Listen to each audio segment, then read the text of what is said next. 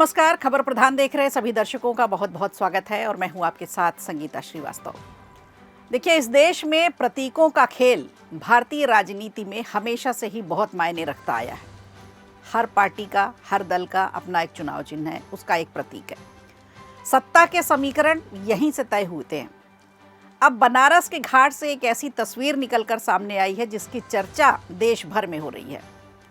लोकसभा में नेता प्रतिपक्ष और कांग्रेस सांसद राहुल गांधी का आज 56वां जन्मदिन मनाया जा रहा है और कांग्रेस इसे लेकर बेहद उत्साहित है। इस मौके पर वाराणसी के गंगा घाट से एक तस्वीर ऐसी निकल कर आ रही है जिसने देश की सियासी गलियारों में एक नई बहस छेड़ दी है। यूथ कांग्रेस के कार्यकर्ताओं ने राहुल गांधी के जन्मदिन पर उनका एक अनोखा पोस्टर जारी किया है जिसमें वो भगवान परशुराम के अवतार में नजर आ रहे हैं। इस पोस्टर में आप देखिए, राहुल गांधी की तस्वीर है। एक हाथ में भगवान परशुराम का जो न्याय का और साहस का प्रतीक होता है फरसा, एक हाथ में राहुल गांधी के फरसा दिखाया गया है और ये देखिए दूसरा जो हाथ है उनका, दूसरे हाथ में भारत का संविधान है। तो ये पूरा जो स्वरूप है वो भगवान परशुराम का दिया गया है। अब इसे लेकर बहस चल रही है। गंगा घाट पर कार्यकर्ताओं ने वैदिक मंत्रोपचार के साथ राहुल गांधी की इस तस्वीर का बाकायदा दूध से अभिषेक किया है, यानी दुग्धाभिषेक किया गया है। राजनीतिक विश्लेषकों का मानना है कि ये महज एक शुभकामना पोस्टर नहीं है, बल्कि कांग्रेस के थिंक टैंक द्वारा बनाई गई एक योजना है, एक सोची समझी रणनीति का ये हिस्सा है। इस एक तस्वीर के जरिए आखिर कांग्रेस क्या कहना चाहती है, आखिर कांग्रेस क्या संदेश देना चाहती है, सबसे बड़ी बात यह है और इसके मायने निकाले जा रहे हैं और इसे समझने की ज़रूरत भी है। भारतीय राजनीति की दो सबसे बड़े ध्रुव मंडल है। यह एक सामाजिक न्याय की बात करता है और दूसरा है कमंडल जो सांस्कृतिक राष्ट्रवाद की बात करता है। और ये दोनों एक अनूठा और हैरान करने देने वाला जो एक संतुलन पेश किया गया है इस पोस्टर के जरिए, वो देखने वाली बात है। इस पोस्टर के गहरे राजनीतिक मायने अब तलाशे जा रहे हैं। जो भी राजनीतिक विश्लेषक हैं, जो भी पौराणिक कथाओं पर जो बातचीत करते हैं, पौराणिक आख्यान देते हैं, वो भी अब इस बात से नाराज़ दिखाए जा रहे हैं कि भगवान परशुराम के स्वरूप में राहुल गांधी को क्यों दिखाया गया, आखिर कांग्रेस की मंशा क्या है। हमारे यहाँ जो पौराणिक कथाएं हैं उनमें भगवान परशुराम को न्याय का प्रतीक बताया है, ब्राह्मण समाज की अस्मिता का प्रतीक बताया है।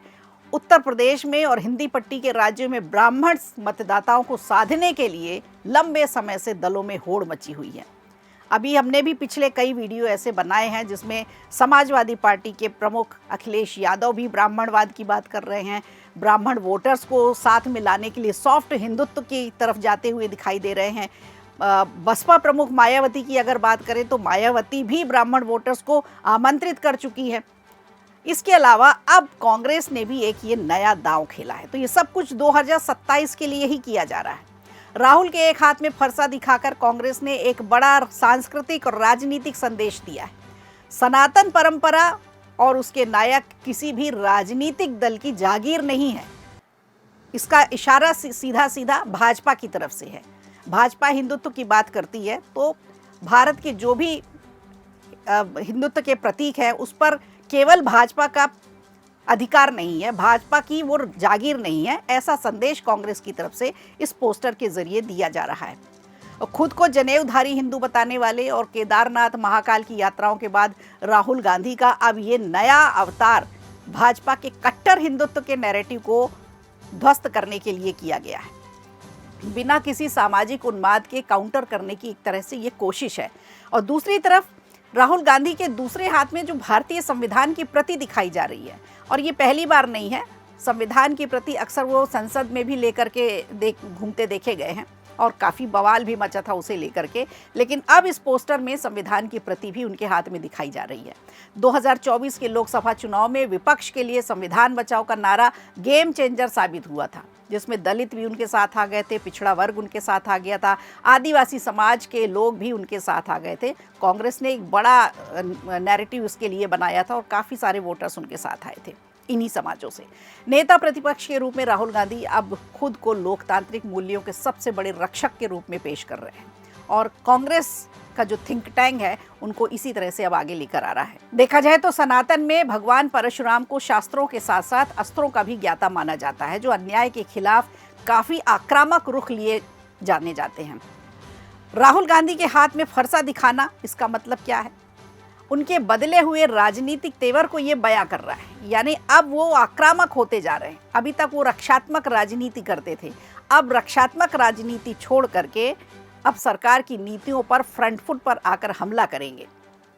संविधान के साथ न्याय की लड़ाई और फरसे के साथ अन्याय का संहार, यही है इस पोस्टर का संदेश। यही इस तस्वीर का केंद्रीय विचार है जिसे कांग्रेस ने एक पोस्टर के जरिए प्रस्तुत किया है। कांग्रेस अब भाजपा की पिच पर बैकफुट पर खेलने के बजाय अपने तरीके से सांस्कृतिक और संवैधानिक प्रतीकों का ऐसा मिश्रण तैयार किया है, ऐसा केमिकल तैयार किया है जो अगड़ों पिछड़ों सबको साथ में लेके आएगा और एक ही मंच पर सबको साथ लेकर आएगी।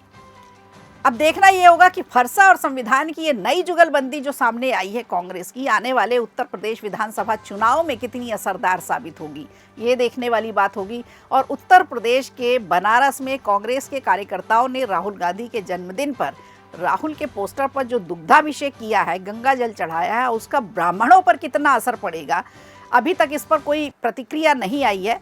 और इस पोस्टर के जरिए राहुल गांधी को भगवान परशुराम जैसा जो स्वरूप दिया गया है, क्या इस पर कोई ब्राह्मण वोटर बोलेंगे, ब्राह्मण प्रवक्ता इस पर बातचीत करेंगे, ब्राह्मण संगठन की तरफ से कोई बातचीत आएगी, ये भी देखने वाली बात होगी। क्योंकि इस एक हाथ में फरसा दिखाया है तो दूसरे हाथ में संविधान दिखाया, एक नया स्वरूप बना दिया है।